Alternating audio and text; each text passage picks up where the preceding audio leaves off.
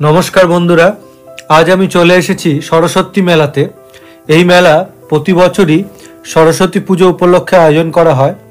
যদি আপনি মেলা প্রেমিক হন তবে আপনি চলে আসতে পারেন একবার এই মেলাতে। এই মেলাটি এক সপ্তাহ ধরে চলে। 2 ফেব্রুয়ারি থেকে মেলাটি শুরু হয়েছে। এই মেলাটি সন্ধে 9টা পর্যন্ত খোলা থাকে। এই মেলায় থাকছে বিভিন্ন ধরনের দোকান এবং খুব সুলভ মূল্যে বিভিন্ন জিনিস পাওয়া যাচ্ছে। এটি স্থানীয় মানুষদের জন্য এক বিশাল উৎসবের সময়, যেখানে ইতিহাস, সংস্কৃতি এবং আনন্দ মিলেমিশে যায়। সরস্বতী মেলায় থাকছে বাচ্চাদের খেলনা এবং বাচ্চাদের বিভিন্ন ধরনের জিনিস। মেয়েদের জন্য থাকছে হ্যান্ডমেড ব্যাগ, গহনা এবং নিত্য প্রয়োজনীয় জিনিস। ছেলেদের জন্য থাকছে দরকারি নিত্য প্রয়োজনীয় জিনিস এবং প্রিয়জনের গিফট দিতে চাইলে পেয়ে যাবেন এই মেলাতে বিভিন্ন ধরনের গিফট আইটেমস।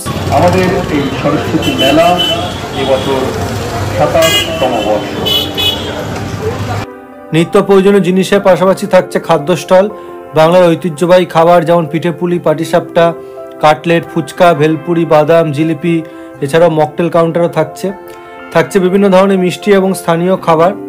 শিশুদের জন্য থাকছে বিশেষ আকর্ষণ, বিনোদনের ব্যবস্থা এবং নাগরদোল্লা, খেলনা এবং শিশুদের জন্য থাকছে বিভিন্ন রাইডস। চান্দাতলা সরস্বতী পুজো কমিটির পরিচালনায় আমরা যে সরস্বতী মেলার এবার আমি আসছি কিভাবে আপনি এই মেলায় আসবেন।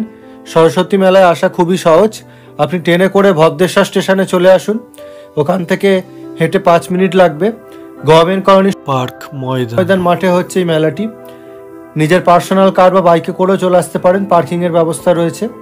ভিডিওটি ইনফরমেটিভ মনে হলে একটি লাইক করে দেবেন এবং চ্যানেলটি সাবস্ক্রাইব করে পাশে থাকবেন, তাহলে এরকম আরও ভিডিও করার উৎসাহ পাবো। ধন্যবাদ ভিডিওটি দেখার জন্য। মনে রাখবেন, আমাদের এই সরস্বতী মেলায় দূর দূরান্ত থেকে, পশ্চিমবঙ্গের বিভিন্ন প্রান্ত থেকে বিক্রেতারা তাদের বিভিন্ন রকম পসরা সাজিয়ে